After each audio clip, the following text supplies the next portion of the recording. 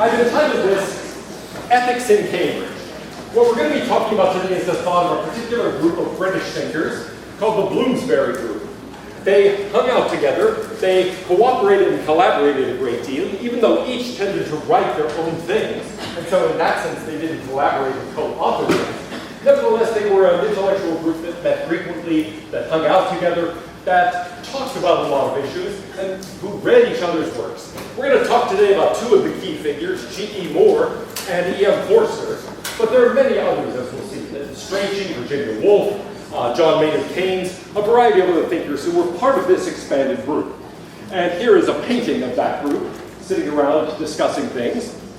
To give you an idea of their thinking, we need to back up just a little bit and talk about the end of the age, the turn of the century ethic, you might say, in Europe.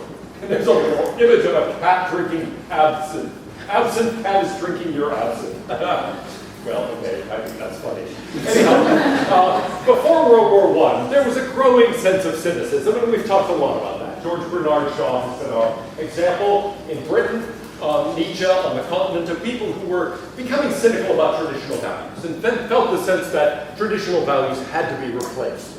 This was an especially popular view among intellectuals, and really among a fairly small group of intellectuals. It was the First World War that expanded it far beyond those boundaries, to include not just the general group of intellectuals, but really many common people as well.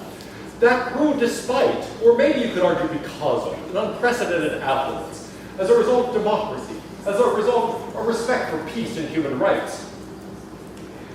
I say despite because you would think, look, things are wonderful. Why are people cynical about the values that have brought us to this place if the result of those values, if the previous century had been a century of great progress, then what's the problem? Doesn't that speak in favor of those values rather than against them? On the other hand, you could think it's in a sense because of that. It's very easy for people who grow up in conditions of affluence and progress and prosperity to think that actually it's all to be taken for granted. You don't have to worry about money. You don't have to worry about security. You don't have to worry about the preconditions for civilized life. And so you take it for granted and think, now we're in a position where we can see all of that other stuff is nonsense. And so it might be that precisely because people were better off, because their lives were much easier, that they were able to actually take certain elements of civilization for granted. In any event, after the war, this attitude did spread. And we've already looked at a variety of different reactions. And a sort of bitterness, as in the war poets or in All Quiet on the Western Front. A nostalgia, a fear, a sense of decline that you find in Yeats or in T.S. Eliot. Eliot picking up the shattered fragments of a civilization. Yeats sensing a civilization's decline and worrying about what kind of civilization is going to replace it. You see an attempt to revive tradition in Kipling, saying, look, the old values were just fine. Don't be cynical about them. World War I didn't happen because people believed in God, because they believed in progress, because they understood science. It happened despite all of that. It happened as a result of unlucky circumstances and people ignoring certain basic truths. And then you get something we'll see primarily next week, a belief in irrationality. Freud, Pirandello, the Dada artists, surrealism, all of these people who say what the war teaches us is that human life and human thinking is not rational, that there are huge and important irrational forces that we are in fact the victims of. So there are a variety of different responses. We've also talked about Fitzgerald, for example, in the more optimistic response. Hey, we get a chance to redefine values. We get a chance to be the new generation that will set a new way of thinking. We don't know how to do it. We can't really look to anything in the past for very much guidance. Nevertheless, there's a huge opportunity here. Well, philosophers also thought about ethics and tried to base ethics on something new and find some new way of thinking about problems of norms, problems of justice and injustice, right and wrong, virtue and vice. But how were they going to do it? What could they look to? The views of people, actually developing before the war, but becoming much more popular after the war, have a large impact on a whole new generation of leaders. So I'm going to be talking, for example, today about a work called Principia Ethica, written by G.E. Moore in 1903. And you might think that's a pretty obscure work, only read by philosophers. But actually, it's not true. It had a huge impact on British intellectuals for several generations. It's an important philosophical work in general, but even apart from its importance within the field, it's something that had a tremendous cultural impact, partly by influencing the rest of the Bloomsbury group. Here's one way of thinking about it. Marx at one point says, the ruling ideas of an age are the ideas of its ruling class. Well, you could basically say that traditionally there has been a group of intellectuals, a segment of the bourgeoisie, as he puts it, who identify themselves with the interests of the proletariat. That's how Marx explains himself. After all, you might say, Karl, there's something I don't understand. You say that the proletarians are the people who are the workers, and that the bourgeoisie, of course, have their own class interests at heart.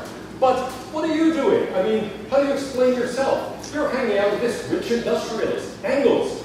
And Engels is collaborating with you on this, but he's a rich industrialist. How can he, a bourgeois, actually come up with these theories? How can you, a hanger-on bourgeois?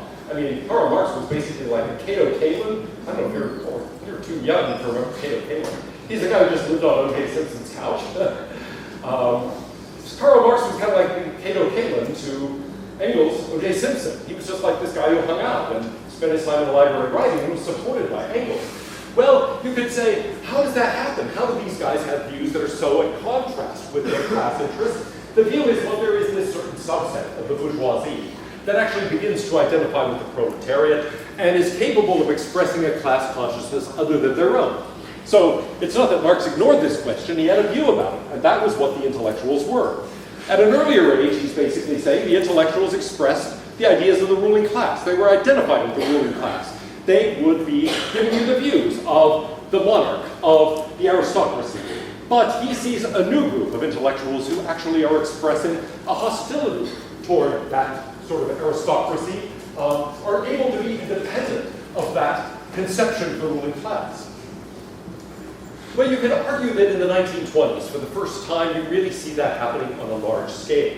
That is to say, you see that the class who is generating ideas, this intellectual group of writers, of teachers, sees itself primarily and permanently in opposition to the ruling class.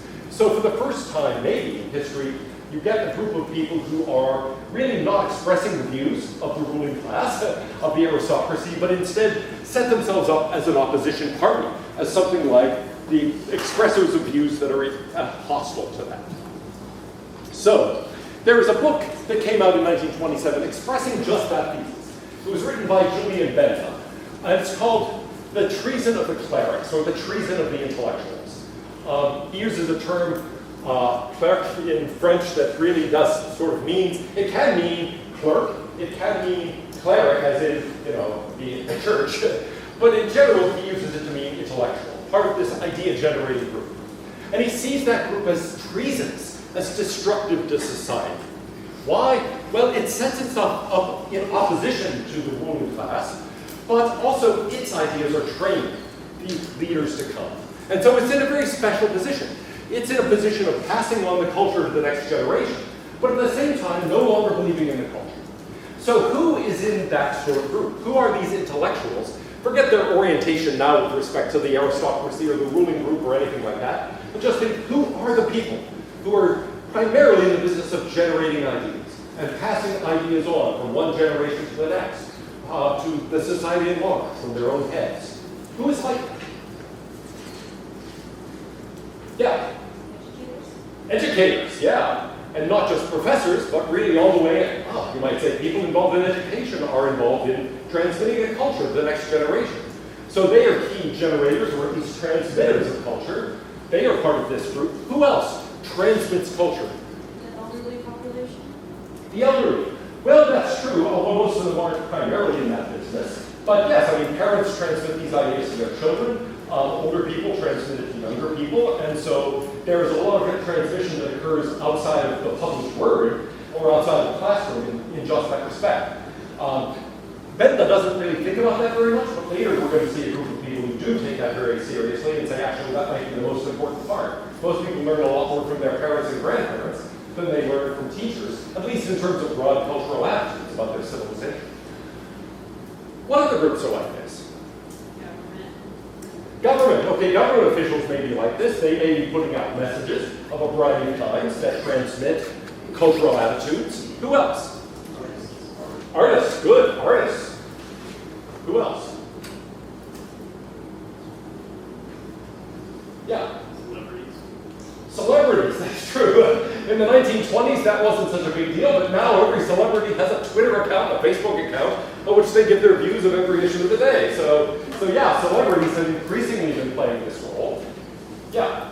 Just the media in general. Good, the media in general, journalists, bloggers, filmmakers, TV show producers. Yes, the media at large is involved in this kind of cultural transmission all the time. What can I say? But yes, there are lots of people, clergy, writers, people who are producing culture of all kinds through the media, through film, through television, through literature, through music, all sorts of people like this. But what happens if they no longer identify with their society and its interests?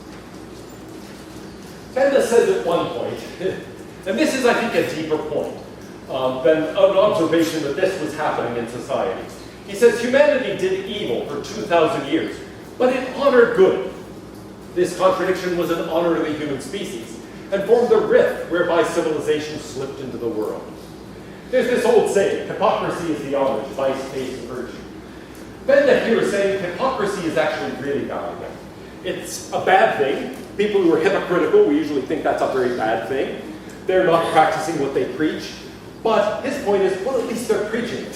They may not be practicing it, that's bad, but at least they're preaching the right thing. They actually are holding certain standards in what they say, if not what they do. And it's that gap that allows civilization into the world. Now, what is a threat to that? What is a value that you could say, hypocrisy is wrong? In fact, it's the key wrong. I guess I'm asking this, what's the opposite of hypocrisy? Honesty, well, it's closely related to honesty. I mean, honesty is saying what you believe. Hypocrisy is more like doing and believing the same thing. So it's not so much the gap between speech and thought as the gap between thought or speech and action. And so the person who actually acts precisely as they believe, who's not at all hypocritical, is what? Faithful? Well, say it again. Practitioner, well, yes, they're practicing what they preach. They're a practitioner, but I mean, what's the virtue that goes along? You're saying entirely reasonable things close in the ballpark, but you're not saying what I want you to say, so I'll just tell you what I think. It's authenticity. Okay, the person who is authentic is precisely acting the way that they are thinking and saying. They're authentic. And he says, look, authenticity is great and all that, and yes, hypocrisy isn't an ideal, so he's not denying that it's a virtue. He says, look, if you make that your central virtue, what you're doing is saying hypocrisy is the central vice. But be very careful, because it's hypocrisy that allows civilization into the world. I lived for a few years when I was growing up in Virginia, and I learned to be civil to people, to be tactful, to be gentle, okay? And when I then moved to New England, people thought I was way too tactful. In fact, I was mocked as Mr. Tact, okay? They believed in authenticity, in saying what you thought. Whereas I was sort of brought up to be, I don't know, gentle, careful about expressing what I thought, often not expressing what I truly thought. I still think there's a great virtue in not saying what you truly think. Although I think it's good in two ways. It both keeps you from saying hurtful things, but also it keeps you, I don't know, it trains you to think better things. And so I think it's good in a number of different respects. And Benda would agree with that, but he would say authenticity as a virtue is a danger. If you denounce hypocrisy and promote authenticity, all of that begins to change. You start taking away the foundation for those traditional ideals that even if people didn't live up to them, they promoted and transmitted anyway. And so there are some ideals that are not lived up to very often, precisely because they're hard. But that doesn't mean they're not valuable ideals. And if you promote authenticity, you're going to create very little space for those higher ideals. In a way, his worry is precisely Nietzsche saying you are to become the person you are. And Benda saying, actually, I don't want you to become the person you are. I want you to become a better person. And that requires stating some ideals that you might not live up to and that I might not live up to, but nevertheless makes us all better. So in a way, his point is to look at Nietzsche saying, that is a vision of a certain kind of virtue, but if you make it the key virtue, you're going to lose something really important, the ability to improve yourself and make yourself better. Well, all of this is background to our discussion of the Bloomsbury group, which is a group of just such intellectuals in Britain. In fact, that arises, not always hostile to the society that engenders them and its values, but in many cases, as we'll see, hostile to those values. They're a hedonistic group. They believe in pursuing pleasure for its own sake. They were largely retiring. John Maynard Keynes was the only one who really became involved in politics or public life. They were introspective. The novels they produced tend to be very much interior novels about what happens inside the characters' heads, as opposed to what's happening outside, in great contrast to earlier 19th century novels. They are very devoted to friendship and human relationships. They're also deeply antagonistic to traditional values. And so they really set themselves up as arbiters of value, looking down on the rest of their culture as having the wrong set of values, the wrong set of beliefs. And so here are some pictures of some of them. That's Lytton Strachey in the armchair off to the right reading a newspaper. The inspiration for the group, the intellectual center of it really, was G.E. Moore. Moore was the thinker, if you might say, that started this group, even though by the time the others really joined the group, became active, he was already significantly older than they were. So he was like the grand old man whose ideas inspired many of the rest. He was a colleague of Bertrand Russell and Ludwig Wittgenstein at Cambridge, and so he was somebody who was not only a great philosopher himself, but hung out with some of the greatest minds of the 20th century. And he was friends with the Bloomsbury group. That included E.M. Forster, who we read for today, also Lytton Strachey, Leonard and Virginia Woolf, John Maynard Keynes, and a variety of other people who were more or less central to the group. Anyway, Moore's key work that we're going to talk about is Principia Ethica. That just means principles of ethics, or ethical principles. And here's a hint how it starts. The fundamental question of ethics is the question, what things are goods, or ends in themselves? What things are good in themselves, are to be sought for their own sake, are intrinsically worthy of being desired, of being sought? Now that is an important question. It's an old question in philosophy. It goes all the way back to Aristotle. Aristotle distinguished instrumental goods that are good for the sake of something else from intrinsic goods, goods that are sought for their own sakes. And he pointed out that there is overlap between these. Many things we seek both for their own sakes and for the sake of something else. Let's start with the easy case. What is an example of an instrumental good? Something that is sought purely for the sake of something else. You don't value it by itself. If it didn't get you this other thing, you wouldn't bother with it. Yeah. Good grades. Okay, you might think good grades are a means to something. Gee, I don't know how I feel about you saying that, but anyway. You might think good grades are a means to something. They aren't actually to be desired in themselves. What's desirable in itself? Not the grades, but what? The knowledge, maybe. That justify the grade. And so you might say, look, I care about these grades, but why? Well, they're not means to knowledge. They're signals of knowledge. They're indicators of it. And what are they good for? Here's the dirty little secret. Unless you're going to grad school or law school, they're not actually good for much of anything. I shouldn't have said that. Never mind. You should want good grades. The whole system will fall apart if you just ignore that. But anyway, yes, you might think, look, they're desirable as a representation, help you get into graduate school or help you get a job and that kind of thing. But really, what is to be valued for its own sake is the knowledge they represent, not the grades in themselves. Somebody else said money. It's a good example of this. You might think money is an instrument. I had a friend in junior high, and high school, and college actually, whose father once told me, I don't care about money, I just care about the things money can buy. And he was in effect saying money is purely an instrumental good. Money is good because it gets you other things, not because it's somehow intrinsically good in itself. What are some other things that are tools or instruments or purely good for the sake of getting you something else? Rulers. Did you say rulers? Yeah. Okay. Well, like the measuring type, I assume, not it. I shall rule thee. But yes, I mean, a ruler is good for determining lengths, right? It's a way of measuring things.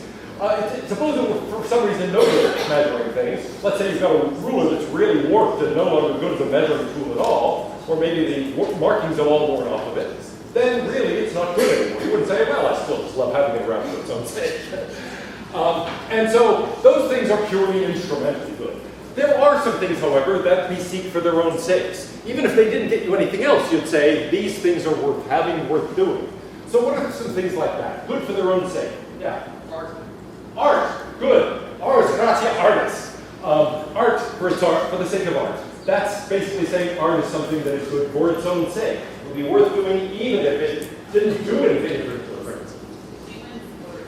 Human flourishing, that's Aristotle's favorite answer. Absolutely right. We want happiness, we want flourishing, we want to thrive. And so that's something that we desire. In fact, it would be odd to say, what do you want to be happy for? I think I may have mentioned this. I have a friend who every time he greets me says, Daniel, are you flourishing? That's the way philosophers talk. He's an Aristotelian, and he asked me that. So I say, oh, yes. well, assuming I am. So anyway, yeah, that's the sort of thing that you would say, yeah, look, I want to be fulfilled, I want to be happy, I want to flourish. And those are things that I desire for their own sakes. Yeah. Music, good. Music is something you might desire for its own sake. It's something that people just enjoy listening to for its own sake. If I say, why are you listening to that? I mean, you could say, oh, it relaxes me, or it takes my mind off my troubles, or, whatever, but most of the time it's just something you desire for its own sake. Other examples. Food. Food. Oh, good. I like that example. Some food you eat just for the sake of nourishment, right? It's not something you would otherwise do. If I said, well, there is no useful nourishment in this food, you might say, well, then I'm not going to eat it. Let's say you're sitting there eating rice cakes, and I say, you know what, they're really not worth eating. You might think, what? I mean, this isn't doing me any good? Okay, then I won't do it. So then you're treating that food as an instrument. But there's all sorts of food you might value for its own sake. Once somebody asked me this, actually, and I gave them the following example. A Southside shake. Okay? There is a shop in South Pittsburgh, Page's Dairy Mart. It's at the corner of Bex Run Road and Carson Street, in case you're ever there. And they have something called a Southside shake. Southside, but that's the way Pittsburgh say it. Pittsburgh say it, Southside. And it is a milkshake of any flavor you want, topped with an ice cream sundae, any flavor you want. So they fill the thing up halfway with like a chocolate milkshake, in my case. Then vanilla ice cream and then peanut butter sauce all over it. It's like 1,000 calories. Pure delight. Oh. Anyway, that is worthwhile in itself. I know what it does to me, and that's not a good thing. But it's desirable for its own sake, and lots of things are like that. Now, what then is really worthwhile, always for its own sake, never for the sake of something else? Well, Aristotle says happiness. The Southside shake could be useful for something else. It might be you're desperately hungry, and that's the food I give you, and so yum, you need it just for the calories. But happiness, that's something we always seek for its own sake, never for the sake of something else. So Aristotle says it's happiness, it's flourishing, in the Greek eudaimonia. That's what we really value above all. Christianity has sometimes given that answer, but more frequently gives a different answer. Here, for example, from the Westminster Confession, to glorify God and enjoy Him forever. That's the answer to the very first question of the Catechism, what's the purpose of human life? Well, to glorify God and enjoy Him forever, the Christian answer. Here is G.E. Moore's answer. Personal affections and aesthetic enjoyments. He says those are the greatest, by far the greatest goods we can imagine. So personal affections, what is he talking about there? Friendships. What? Friendships. Friendships, yes, friendships.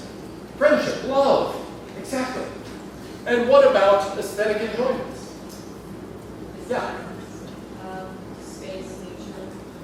That's right. Basically the appreciation of beauty in space, in nature, in art, in music. He's essentially saying those are the highest pleasures of human existence. Art is there for its own sake, or at least the pleasures that art produces are there for their own sake. The same thing is true with the appreciation of other forms of art, and really all forms of beauty. And the same thing is true of friendship. So you might say, it is beauty in nature, in art, in human relationships. That's what we really value above all else. So he says, by far the most valuable things, which we know of or can imagine, are certain states of consciousness. In other words, it's not the friendship of the art itself. It's the state of consciousness that accompanies the friendship, the love, the appreciation of beauty, which may be roughly described as the pleasures of human intercourse and the enjoyment of beautiful objects. So you see what's happening here. It's not just the art that is valued for its own sake, the music, nature, or friendship, or love. It is the state of mind those induce. It is the reaction, the appreciation of art, the appreciation of nature, the appreciation of music, of beauty of any kind. It is the state of mind of being a friend or being in love. Those are the things that are intrinsically valuable. Well, what else could be left out of this picture? Certain things we'll forget. He didn't mention Southside Shakes, but G.E. Moore never went to Pittsburgh, so what can you do? But you might worry that other things are left out of the picture. The idea is supposed to be, not that those are the only things of value, but everything else is instrumentally valuable to them. Okay, those are the things that are ultimately there to be valued above all things. Everything else is for the sake of those. What is left out of that picture? Society. He deals a lot with how the individual feels to create how much it tries to be the conversation where it's like each person pursuing their own self-interest. Good. Notice society at large has nothing to do with this. This is interior. The feeling I have out of friendship, or the feeling I have out of love, or appreciating beauty, it's all internal. It's in your head, or my head, individually. And so what does this have to do with our common good? Well, nothing, right? So anything that involves society at large is out of the picture. Now, love, friendship, those are interpersonal relations, so they have something to do with this. But on the other hand, it's really the state of consciousness that accompanies them. So it's not as if these things are good for the greater social good they produce. Rather, social goods, as we describe them, are good for the states of mind that they produce. So some social goods, some of the common good might be good just in terms of being useful for producing bees. But that's the only way in which those things can be good. Well, and there might be lots of other candidates here too. I don't mean to cut things off, but I'm now realizing I have 11 minutes left actually to talk about Forster's positive views. So let me say something about that. He wrote a number of famous novels, Where Angels Fear to Tread, then A Room with a View, Howard's End, and finally A Passage to India. So Forster is a great British novelist of the early part of the century. A lot of these have been made into movies, by the way. If you don't want to read the book, you can at least watch the movie. And they tend to be fairly faithful to his originals. Here is a picture of him. Yeah, he does look like a chipmunk, sort of. Anyway, he wrote this book called What I Believe, or Two Cheers for Democracy. And I wanted us to look at that, partly because it gives us his views in a very compact form, and you can see, without reading a long novel, what he's up to, but also because here he's, I think, quite frank about laying out a philosophical vision that isn't nearly as technical as Moore's, but nevertheless is the form that Moore's philosophy takes that has a huge cultural impact. He says, I don't believe in belief. What I believe. It's an odd thing to start, right? Here's what I believe. I don't believe in belief. So he starts by telling you what he doesn't believe in, but then what he doesn't believe in is belief. And so you might think, wow, I'm not going to get anything useful out of this. Here he is in his study, by the way. But let's take a look at what he doesn't believe in. Indeed, the Bloomsbury group in general tends to define themselves less by what they're for and more by what they're against. And so when he starts by saying, I don't believe in belief, that negative aspect, here's what I don't believe, here's what I don't support, that's something that all the Bloomsbury group in a way does. They want to champion Moore's alternative, but here's what they oppose. And often that's what comes through more clearly than anything they champion. One thing they oppose is faith. As we'll see, Forster attacks faith in God, yes, but faith in all sorts of things. He thinks that faith is a mistake, a belief in belief, and he thinks that's wrong-headed. Patriotism, he's opposed to patriotism, of thinking that your country is in some way better than any other country. He opposes traditional moral ideals. He thinks that faith, hope, charity, the seeking after eudaimonia, thriving, flourishing, and a traditional conception of the virtues is mistaken. Well, let's think about that for a minute. A lot of philosophers, Aristotle included, think of ethics in terms of good character traits. They think in terms of virtues. Here are some good traits that people ought to have. You can ask, what is your moral ideal? What would you want people to think and say about you? And people at different times are going to have different answers. I just did this exercise on Monday with my ethical theories course, and we filled the blackboard with things that they would say they want to be true of them, or they would like to be true of their friends, or their coworkers, or acquaintances, and so forth. And people more or less agree about a lot of these, though there's a fair amount of variation too. What is your moral ideal? What do you want people to think of you? What are some adjectives you would hope people would apply to you?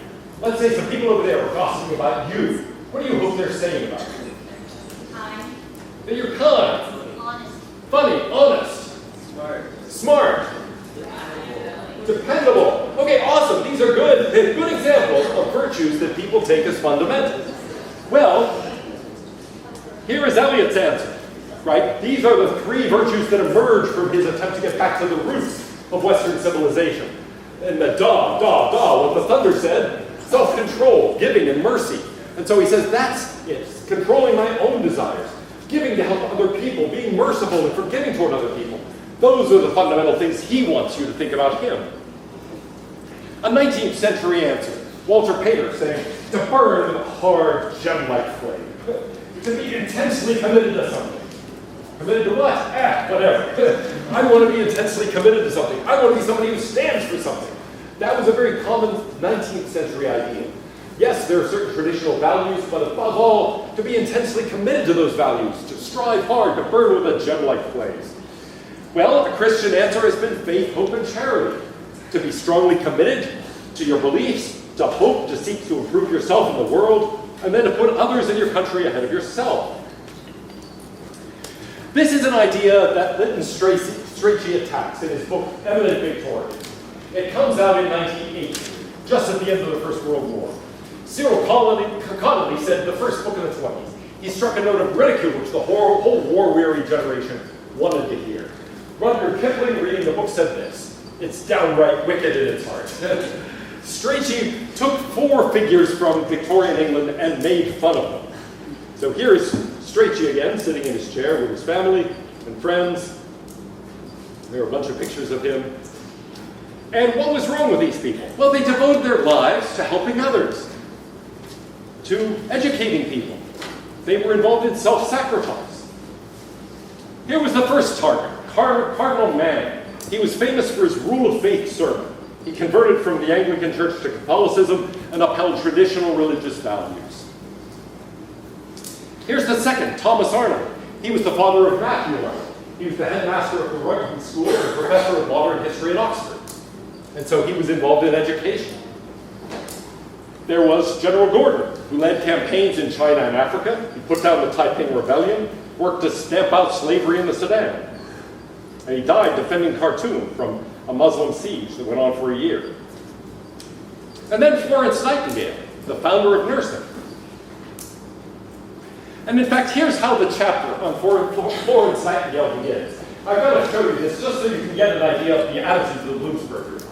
Everyone knows the popular conception of Florence Nightingale, the saintly, self-sacrificing woman, the delicate maiden of high degree who threw aside the pleasures of a life of ease to succor the afflicted, the lady with the lamp, gliding through the horrors of the hospital with Scutari, and consecrating with the radiance of her goodness the dying soldier's couch. The vision is familiar to all, but the truth was different. The Miss Nightingale fact was not a facile fancy painted her. She worked in another fashion and toward another end. She moved under the stress of an impetus which finds no place in the popular imagination. A demon possessed her. Now demons, whatever else there may be, are full of interest. And so it happens that the real Miss Nightingale, there was more that was interesting than in the legendary one. There was also less that was agreeable. And he begins to paint a portrait of her as driven by these demons that led her to actually care about people. Well, in any event, yeah, it's in that context that Forster's saying, I don't believe in belief. What was wrong with Cardinal Manning? He believed in God. What was wrong with General Gordon? He believed in the British Empire and he believed that slavery, for example, was an evil. What was wrong with Florence Nightingale? She believed in helping people. All of those beliefs are things that Forster means to mock. Why? Beliefs give people something to live for, to die for, to kill for. And so the idea is, it's because people believe things that there's so much killing, so much misfortune in the world. People do horrible things to other people. Why do they do it? Because they have beliefs. If we could cure them of this disease of believing, we could cure them from all that living for things and killing for things and dying for things. So here is the way Forster puts it. Faith, to my mind, is a stiffening process, a sort of mental starch, which ought to be applied as sparingly as possible. I dislike this stuff. I do not believe in it for its own sake at all. Why? Well, it commits you to things. It forces you to act in certain ways. He says, I have to live in an age of faith, the sort of epoch I used to hear praised when I was just a boy. It's extremely unpleasant, really. It is bloody in every sense of the word. And there you can see his basic argument against all of these traditional values. People believe in them. People die for them. They live for them. They kill for them. That's what's wrong with them. I have to keep my end up in it. He says, where do I start? Well, he really himself wrote novels. He did very little else. Only John Maynard Keynes, as I mentioned, actually wrote about political and economic affairs. Even he never held a political position. And in fact, Strachey, Keynes said, regarding politics, is no more than a fairly adequate substitute for bridge. So none of these ideas were ones they actually tried to put into practice.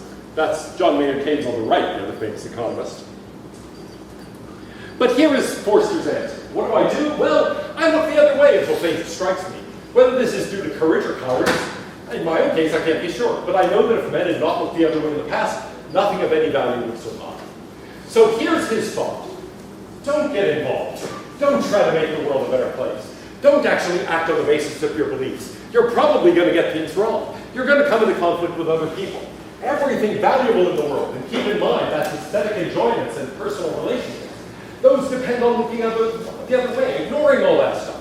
You think, yeah, the world's in deep trouble. It's like a bumper sticker I once saw. Where are we going, and why am I in this handbasket? Well, you can say, no, I should get involved and try to improve things. But he says, don't do it. Everything valuable in the world results from turning the other way, forgetting about all that stuff, and pursuing personal friendships, pursuing art, pursuing literature. So his group was thoroughly pacifist, and he really thought all force and violence was something to be abjured. Civilization was the opposite of that, and it's in the interludes between force, between violence, that civilization actually occurs, and that everything happens that justifies the human experiment. They were true to their beliefs in this sense. They were all committed pacifists, or at least almost all, and several went to jail for it. Lytton Strachey himself was on trial for refusing to participate in the war effort, and he was asked by the prosecutor this: tell me, Mr. Strachey, what would you do if you saw a German soldier attempting to rape your sister? Now, I should tell you that Strachey and Forster and several others in this group were gay and flamboyantly gay. His response was, I should try to come between you. Which was the double entendre you think, and sent the courtroom impaled with laughter. Well, in any event, here is the famous quote from Forster. I hate the idea of causes, and if I had to choose between betraying my country and betraying my friend, I hope I should have the guts to betray my country.